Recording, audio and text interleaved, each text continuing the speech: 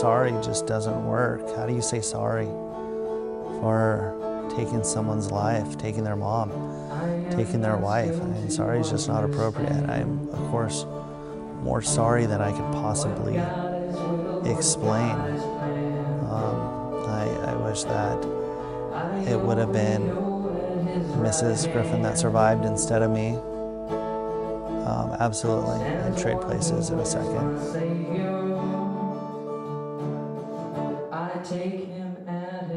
January 27th, 2008 was a day of awful tragedy. The worst imaginable thing happened in the Griffin household. 9 years before, you and Linda had come to personal faith in Jesus Christ, and you were enjoying the plan that God had for your lives, and then an awful thing occurred. Life was good. They'd been to Monterey, Central Coast, on their way home, I believe, and a car strayed across the median strip and smacked completely into them. And miraculously, their two little girls at the time were only were injured, but not in a life-threatening way. You, Bob, were knocked around pretty severely, as we're going to hear in a moment. But Bob's wife, Linda, died instantly. And a man under the influence of alcohol was the cause of this accident. There's an amazing story to tell. For after many months, years of rehabilitation and recovery, Bob not only is here with us today, looking hale and healthy, but he actually has found within his relationship with God the ability to reach out to the person who caused this particular accident and to extend to him forgiveness. And there's an amazing story to talk about here. And so, Bob, we're really grateful for the privilege you're giving us to hear and learn from your tragic experience. So why don't we begin this, not in any sort of morbid sense, but tell us where and when and how this accident actually occurred. Well, it was, again, the weekend of January 27th. We were down in Monterey, excuse me, and we were, it was a company Christmas party. We celebrated in latter June so everybody could attend. And it was just a wonderful weekend of just getting together, hanging out, getting to meet my coworkers. And we had went to the Monterey Bay Aquarium that day, on that Sunday, just before we were heading back to up to Marin. And we were just driving along, and we and normally I usually drive on long excursions just because I like to drive. I'm a lot like my dad in that sense. So, but we went down the Route 1, the Pacific Coast Highway, which was, as you know, is very windy, and I don't know if any of you guys get car sick a lot, but my wife gets horribly car sick when I'm driving around those windy roads, no matter how slow I go, no matter how easy I take the turns. So I wanted to avoid a little discomfort, you know, for the weekend, and so I let her drive, and I had no problem with that. And it was just on the ride home, we stopped to get a cup of coffee at a local cafe in Santa Cruz. And here was the interesting thing. Not many people know this about the accident, but I was actually in the back seat of the car when it happened. My girls were both 2 and 5 at the time, and they had just woken up from their car naps. So I decided to get in the back seat of the car and just give them some water, Cheerios, and get them, you know, make them happy so we didn't hear them crying on the way home, because we still had another 2 hours to go. And and for some reason I stayed in the back of the car. And again, that was, I mean, there was no seatbelt, and I was sitting to the left or to the right of my youngest daughter, Esme, the one you see in the picture there, the one I'm holding. And I had my arm around her car seat, and Beja was a little bit further down, of course, in the other seat. And we just kept driving, and I didn't know at what point I was going to get in the front seat of the car. All I know is that next thing I know, I just remember Linda looking over her shoulder to tell me something. And it was, you know, it was so quick. It was almost like she was just looking over her shoulder to change lanes. But it was so weird at that particular moment. When she turned back, it's just like everything changed. It's like at that exact moment, all I heard was the crunching of metal. And I mean, it happened so fast. And the first thing I heard were my daughters crying. That's all I heard. I almost didn't know what happened. It just seemed so surreal. I just couldn't believe it. And that's a picture of the car.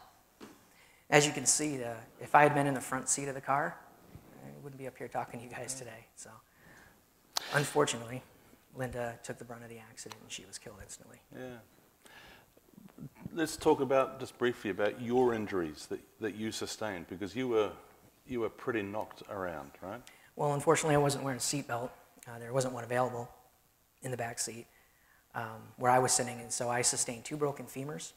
I had a fractured wrist, and I sustained a lot of internal damage. I'm not exactly sure how much. I think it's laid out like this. My spleen was removed, my diaphragm was ruptured, my liver was lacerated, and I think my lung was punctured. So I'm pretty sure that's how it went. Yeah, I didn't really look at what the doctors looked at, but I was bleeding internally, but I was remarkably still awake during this whole ordeal. And I just kind of sat there at the moment. I just cried out to God for someone to help us. Because at that moment, I couldn't tell if they were moving slow, moving fast. I didn't know how much time lapsed. But then all of a sudden, these 2 people just opened the car door and they just said, "Can we help you?" And the first thing I said is, "Please get my daughters out of the car." And fortunately enough, they took them out of the car, but they left them in their car seats for obvious reasons, just in case they had any broken bones or anything. And that was the last I saw of my daughters. And then all of a sudden I started hearing sirens and other things, so I assumed police were showing up, and the only thing I could think of was like, I gotta go to work on Monday, this can't be happening. It's kind of amazing what we think of in the midst of that.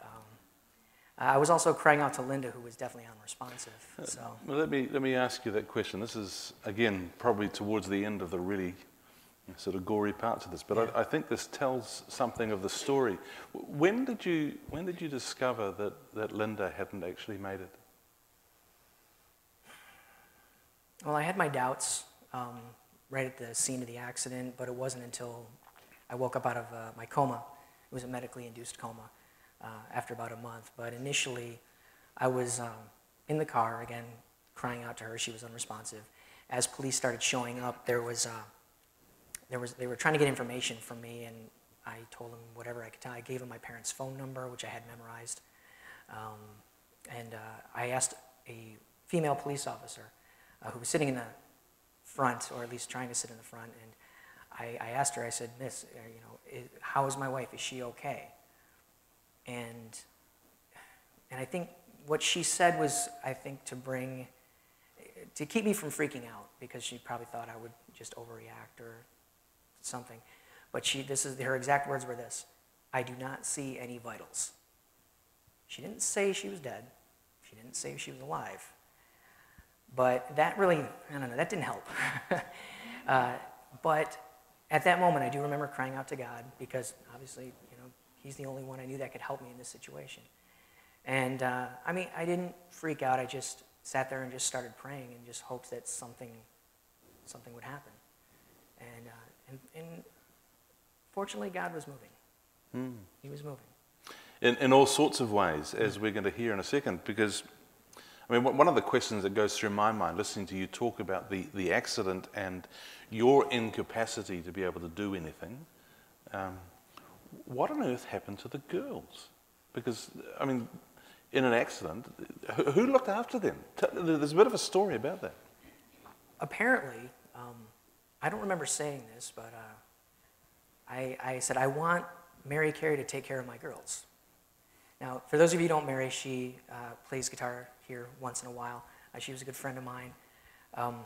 And she knew me very well. We played in a band together at the time. And they somehow got my pastor's number from my phone. Now, this is really cool. You got to hear this, how God worked in this situation. I had one of those smartphones, and of course the screen was cracked. And they were trying to find some other numbers in which they can get in touch, because the only number I had memorized was my parents' number. I think I still remember it, 614. No. Anyway,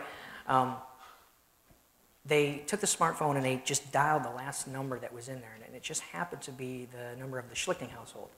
Now, Jeff and Lee are good friends of mine. They're here right now, I believe. And they were actually away on vacation, and Steve Gregory was looking after their house while they were away. And it just so happens and the reason why I had called their house last was because I had made a phone call to their daughter, Nicole, to make sure she had the worship music for the Sunday morning youth service.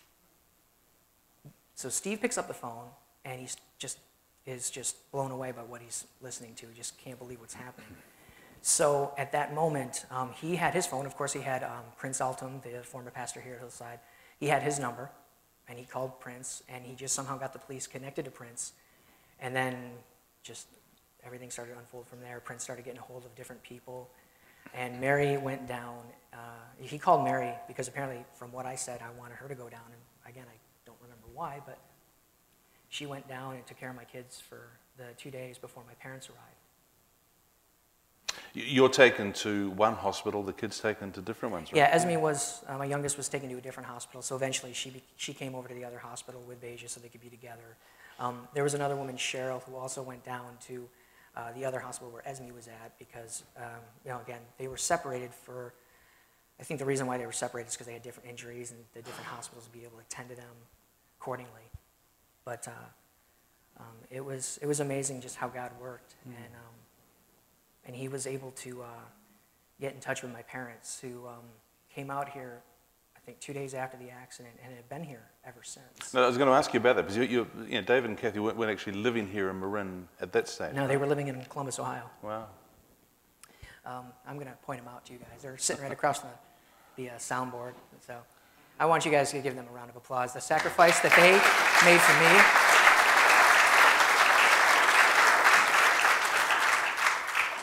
The sacrifice that they made for me and my girls it's just been such a blessing. Because they not only came out here to, initially, that they've actually relocated, live with you, and support. Yep, yeah. Exactly. Yeah. And to kind of come back to the original question, it wasn't really until I woke up out of my coma and I just asked my mom, where's Linda? And because during that time, I really didn't know. I had hope, but I kind of knew that she was gone. And okay. And she said, she's gone. And I started crying just like this. And I've cried a lot. I've cried a lot since then. And but it's okay. It's been a very good way to grieve. I've cried myself to sleep many nights, but I pray a lot too. Again, God was working, and He was working in so many ways. I mean, if we just had the time, there's just so many different stories that people have told me. I mean, there was prayer vigils here between the 2 days between my parents' arrival. I mean, people were praying around the clock when they heard about this. I was so humbled at the support I got from this church and my family. It's just, I couldn't have done it without anybody. I couldn't have done it alone. I just thank you guys all from the bottom of my heart, those that know me and have been through this with me. It was just amazing. Bob, when you had recovered some and you learned that the cause of this awful tragedy was someone that was intoxicated, who was drunk. Mm-hmm. How did you feel at that point? I'll kind of tell a little bit of a story. I read this book in my Christian walk called What's So Amazing About Grace. It's by an author called Philip Yancey. And in the book, he talks about how he tells a story in the very beginning about a man who was able to forgive a group of terrorists for killing his daughter. He actually did this on live television and forgave them. And again, the story was just very powerful. And I just thought to myself, and this was a long time ago, too. This is maybe 2 years into my Christian walk. I'm like, wow, I wonder if I could ever do that. I wonder if I could ever forgive somebody who took the life of somebody that I loved. And when I found out that he was a drunk driver, both my pastor at the time, Prince, came into the hospital and we prayed together. And between him and my mom, I know that with Prince, we prayed together and we forgave the driver at that point. Because I knew I had to do that. It was just ingrained in me. I had to forgive this guy because I knew that there was something bigger that was going to happen. And my mom even asked me, she said, "You were going to forgive the driver, right?" And the first words out of my mouth were, "Of course." I can't really explain how easy it was to forgive, because it really, there, well, I don't want to use the word easy because it's never easy, but it's when God has forgiven you for the things that you've done in your life. I mean, yeah, maybe you didn't kill somebody, but we all know, we all have stories. We all have stories. And God has forgiven us for all those things that we've done that have hurt him, that we've done against him. And if he can forgive me for the life that I led, and then I can forgive that person in hopes that maybe there's something better that's going to come out of it. I'm going to come back to that in a second, but tell us about your own journey of recovery, because that wasn't quick, was it? No, I spent 4 months total in the hospital, and it probably would have been a lot longer since hadn't it been my parents, my dad and my mom took care of me, when I got out of the hospital, but it took me forever to start walking again. I mean, I couldn't walk, and I couldn't put any weight on my legs. It was funny, my youngest actually saw my first steps in the hospital when they finally were able to get my butt out of bed. And it wasn't until, I was in the hospital from January to February down in Santa Clara Valley Medical Center down in San Jose. And again, God just kept moving because, I mean, having my parents commute an hour and a half down there all the time was just horrific. But they were able to get me into a rehabilitation facility in Kentfield, which was a wonderful place. So I had a lot of great doctors looking after me, and they took care of me. Of course, I was a stick figure. I was 114 pounds. But I was getting better. Little by little, I was getting better. And so I finally took my first steps. I still have some nerve damage in this left leg. It's still there, but it's getting a lot better. I used to have to wear a brace. And many of you know I started off in a wheelchair, went from a wheelchair to a walker to a cane to my own leg. And these days, I hear that you are actually out playing football with the students as well. Yeah, against my best judgment. Yeah, that's probably more to do with your age. I scored a touchdown, though. Yeah, that's right, yeah. Let's come back to the guy who was driving the other car. Because I mean, he was pretty knocked around as well. But when he was able to, he was obviously arrested. He was charged. Mm-hmm. The forgiveness that you gave to him wasn't just a token thing, was it? I mean, you actually spent time with him. You spoke at his sentencing. I did. Tell us about that, because I think there's an amazing expression of forgiveness and love that you've actually gone through. That's a story to tell. Well, when I found out a little, as time went on, I found out a little bit more about him. He didn't have any prior DUIs. He didn't have a record. He was just a person who made a really horrible decision that unfortunately cost somebody their life. And I think all of us would say, like, if we ever did something like that, we wouldn't be able to forgive ourselves. And again, so I tried to see what the bigger picture would be. Like, what does God have planned in all this? How am I going to do this? And I thought this was going to be a long, dragged-out trial. Turns out, he pleaded guilty, and he was going to be sentenced at the end of August. He was looking at 20 years in a prison. And that just didn't seem like justice to me. I know that doesn't sound right, but I went to his sentencing, and I walked into the courtroom with my dad. It was down in Santa Cruz County. We walked in, and I saw all of his family sitting on the left side of the courtroom, and all I could hear were tears and mourning, like somebody had died. I mean, it was like I was at a funeral, and it's probably how they felt. They felt like Scott was going to, they didn't know what was going to happen. They thought Scott was going to go away for a long time. I don't know if word got around that Scott knew I had forgiven him, but my plan was to go down there and look him straight in the eye and forgive him so he could have peace, so hopefully his heart will change and maybe use this story to glorify God and to bring people closer to Christ. That was my goal anyway. I wanted God to be glorified because,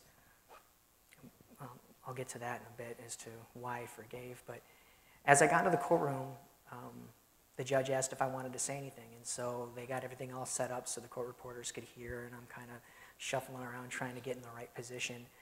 And Scott was in a wheelchair still at the time, and I just looked at him, and I forgave him. You actually said that in the courtroom? I said it, yep, right in front of him, right in front of the courtroom, in front of his family, in front of the judge. And I just wanted him to know that he could walk away from this feeling at peace, that even though he's going to have to struggle with this, because I'm sure he wakes up in the middle of the night in anguish. I really don't know. We did keep in touch throughout his time in jail, and he did go to jail, but what I did was I asked the judge to give him a lighter sentence because I felt that his story would be better used outside the prison than inside a prison. And so the sentencing came around, and he only got 3 years in a local county jail and 5 years probation. He's out now.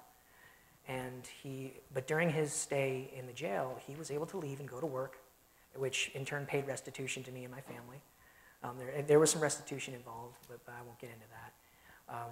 But he also went to different high schools around the prom season and spoke about what he did, which is very different than most other schools get. They usually get the victims of the drunk driving accident. They never get the perpetrator. So I think it was a lot more moving. And again, the story of faith would sometimes come into play, sometimes it wouldn't. For me, my reasoning for forgiving Scott rests in the hope that Jesus has given us. And one of my favorite verses is 1 Corinthians, it's chapter 2, verse 9, and it says this. It says, "However, as it is written, what no eye has seen, what no ear has heard, and what no human mind has ever conceived, the things that God has prepared for those who love him." My hope rests on the fact that I will see Linda again one day. Heaven is not a fairy tale. Heaven is very real. If you don't believe that, just keep reading the Gospels. Jesus will tell you. And that doesn't make the pain go away. Like I said, I cried myself to sleep numerous nights. But there is a hope that we all have as believers that we will see each other again one day. And it's going to be very difficult to live the rest of this life not having her with me. There's a saying that time heals all wounds. Experiencing that, I do believe that. It does get easier. Let me just chip in here, because I wanted to ask you a question on that. Have there ever been moments when you've had a human reaction in this situation and you really wanted to feel bitter and angry towards Scott? It really wasn't bitterness and anger that I felt towards Scott. Maybe it was more towards God. I had my bouts with God at times as to, why did you allow this to happen? And let me be clear that I do not believe it was God's will that it happened. It was,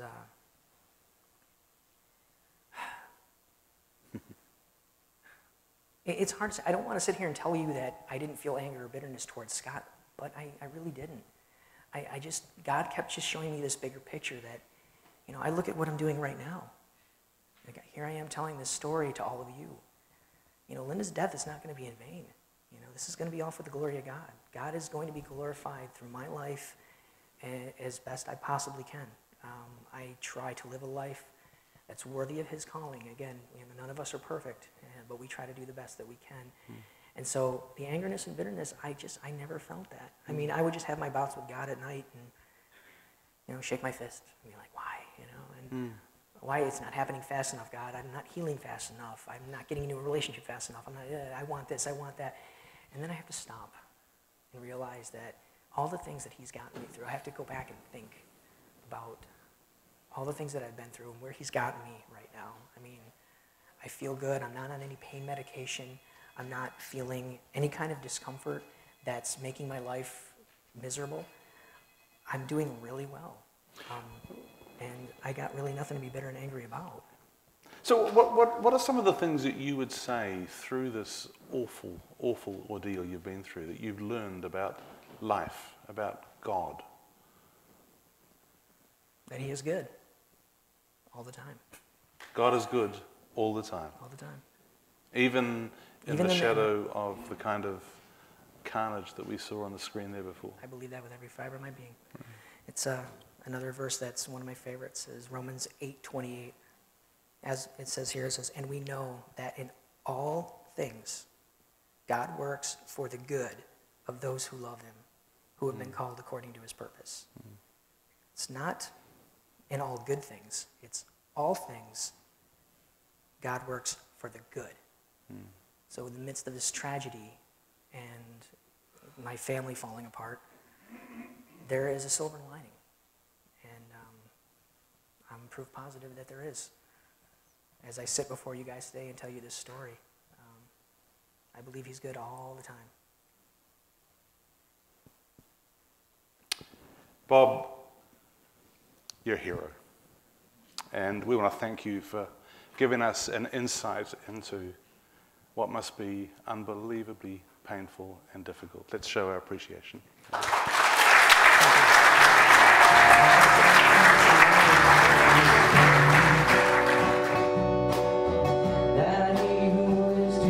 There's no question. All the reports state, that my blood alcohol level was elevated, and that I crossed over the yellow line. And it's easy to point out, had I not been drinking, that I probably would not have swerved over that yellow line, or definitely could have avoided their vehicle.